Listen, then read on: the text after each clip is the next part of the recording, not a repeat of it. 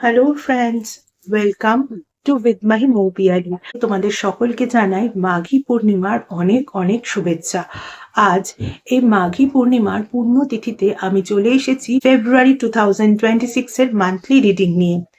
এই রিডিংটা কাদের জন্য? যাদের জন্ম যে কোনো মাসের 1 তারিখ থেকে শুরু করে 31 তারিখ পর্যন্ত, এবং যারা যারা নিজেদের প্রপার ডিওবি জানে না তাদের জন্য, অর্থাৎ সকলের জন্য। আমরা জানি এরকম একটা অসপিশিয়াস তিথিতে ডেটিসরা বলা হয় তাদের স্বর্গলোক থেকে বা হেভেন থেকে আমাদের পৃথিবীতে অবতরণ করেন। এই রকম একটা অসপিশিয়াস দিনে আমি ফেব্রুয়ারি 2026 এর মান্থলি রিডিং নিয়ে চলে এসেছি। তাহলে চলো আমরা দেখে নিই আমাদের ইষ্ট দেবতারা আমাদের জন্য ফেব্রুয়ারি 2026 এর কি কি মেসেজেস দিতে চান। তাহলে চলো শুরু করা যাক। এটা কিন্তু ভিডিওর 9th পার্ট, বা বলা যেতে পারে এটাই ভিডিওর লাস্ট পার্ট। এর আগে ভিডিওর 1st, 2nd, 3rd, 4th, 5th, 6th, 7th and 8th part already uploaded. যারা যারা সেই পার্টগুলো মিস করে গেছো তারা কিন্তু একবার দেখে নিও। ভিডিওর এই পার্টে আমরা দেখে নেব যারা নিজেদের প্রপার ডিওবি জানেন না তাদের জন্য ডিভাইন কি কি মেসেজেস দিতে চান। কারা নিজেদের প্রপার ডিওবি জানেন না? যারা পুরনো দিনের মানুষ, অর্থাৎ লেট 50s বা যারা যারা 60s এর মানুষ আছেন, সে সময় বাবা মাদের 8টা 10টা সন্তান জন্মাতো এবং তারা তাদের সন্তানদের জন্মের তারিখ, জন্মের সময় কিছুই মনে রাখতে পারতেন না। কোনো একটা দুটো সন্তানের মনে রাখতেন, কারো কারো ক্ষেত্রে সন্তান সকালে জন্মেছে না বিকেলে জন্মেছে সেটা মনে রাখতেন, কারো কারো ক্ষেত্রে কি বার জন্মেছেন সেটা মনে রাখতেন, আবার কারো কারো ক্ষেত্রে তারা যদি বাড়িতে জন্মে থাকে তাহলে তো আর কোনো কথাই নেই। ফলে সেই সময় কিন্তু সন্তানের মা বাবারা অতটা সন্তানের সঠিক জন্মের তারিখ, জন্মের সময় মনে রাখতেন না। প্রয়োজনে যখন কোনো রকম কোনো অফিসিয়াল কাজকর্ম করতে হতো তখন তাদের আকার আকৃতি, মানে হাইট, শারীরিক গঠন, এগুলি দেখার পর একটা কোনো রকম ডিওবি বসিয়ে দেওয়া হতো, বা বছরের কোন সময় তারা জন্মেছে এরকম একটা আইডিয়াতে, যে গরমকালে না শীতকালে না বর্ষাকালে, তো সেই আইডিয়া করে একটা ডিওবি বসিয়ে দেওয়া হতো।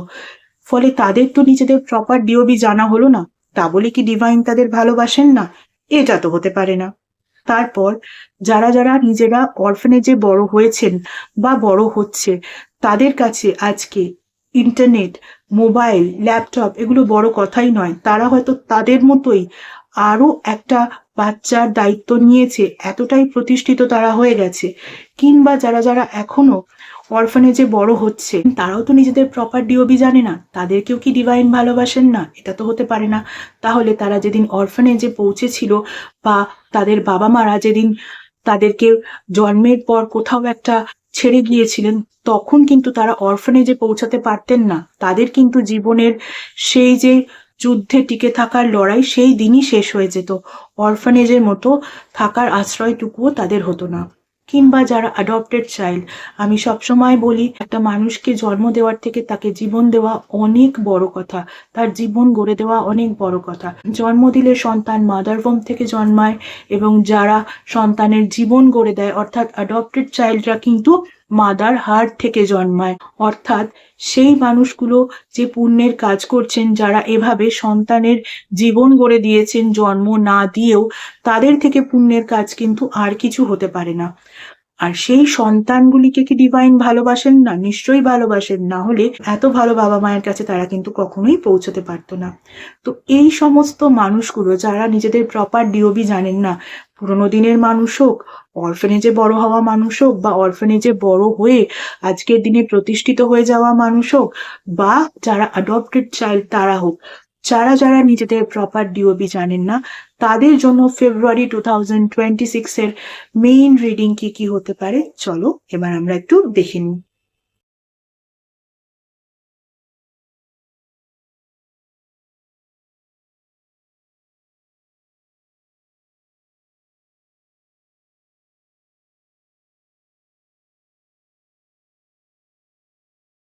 দেখো, যারা নিজেদের প্রপার ডিওবি জানো না বা জানেন না তাদের জন্য যে নাম্বারগুলো ইম্পর্টেন্ট হতে পারে, নাম্বার 5 আর নাম্বার 10, তাদের জন্য যে ফার্স্ট কার্ডটা এসছে সেটা হচ্ছে অরফানেজের কার্ড এবং তার সঙ্গে সঙ্গে জেনারোসিটির কার্ড, অর্থাৎ নিজেদের মনকে আরো বেশি করে উদার করতে হবে।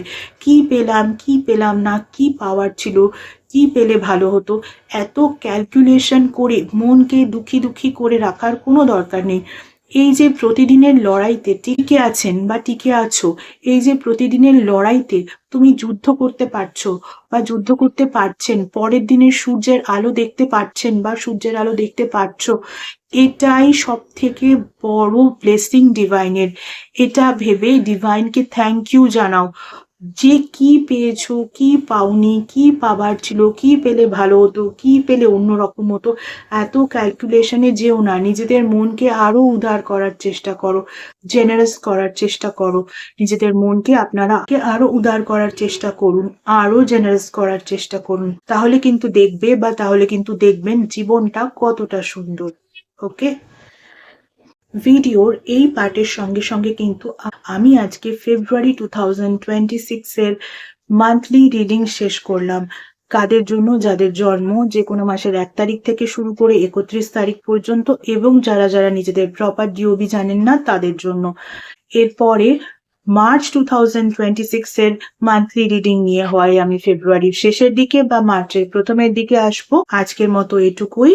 এছাড়া যারা যারা আমার থেকে পার্সোনাল কনসালটেশন নিতে চাও তাদের বলবো, পার্সোনাল কনসালটেশন কিন্তু একেবারেই ফ্রি কনসালটেশন নয়। পার্সোনাল কনসালটেশন কিন্তু paid consultation. Regarding what? Regarding numerology, Vastu, tarot reading, tarot healing, crystal healing with Reiki, healing with meditation, healing with law of attraction, healing with symbolism, astrology, palmistry, সনাতন ধর্মীয় পদ্ধতিতে spell casting, সনাতন ধর্মীয় পদ্ধতিতে মোজোব্যাগ breaking, এবং এমন কিছু স্পেশাল রেমেডিস যেগুলো তোমাদের ওভারঅল ডিটেলস চেক করার পরেই দেওয়া যায়, এভাবে জেনারেলি দেওয়া যায় না, ইত্যাদি বিষয় আমার থেকে কনসালটেশন নিতে হলে কিন্তু স্ক্রিনে যে ইমেল আইডিটা দেখতে পাচ্ছ সেই ইমেল আইডিতে মেইল করো তোমাদের অ্যাপয়েন্টমেন্ট বুক করার জন্য। তোমাদের অ্যাপয়েন্টমেন্ট একবার বুক করা হয়ে গেলে তখন কিন্তু তোমাদের টাইম স্লট প্রোভাইড করে দেওয়া হবে, কল নাম্বারও প্রোভাইড করে দেওয়া হবে। যে টাইম স্লট ওয়াইজ সেই নাম্বারে কিন্তু তোমাদের কল করে নিতে হবে। এতদিন ধরে তোমরা যেভাবে আমার ফেসবুক পেজটাকে লাইক, ফলো, শেয়ার করেছো, আমার পেজে তোমাদের বন্ধুদেরকে ইনভাইট করে নিয়েছো, তাদের বন্ধুদেরকেও ইনভাইট করে নিতে বলেছো, ঠিক একই রকম ভাবে আমার ইউটিউব চ্যানেলটাকেও কিন্তু সাবস্ক্রাইব করতে হবে। পাশে থাকা বেল আইকনটাকে ক্লিক করতে হবে এবং তোমাদের বন্ধুদেরও বলতে হবে তারাও যেন আমার ইউটিউব চ্যানেলটাকে সাবস্ক্রাইব করে নেয়। আজকের মতো এইটুকুই। Tata, thank you so much.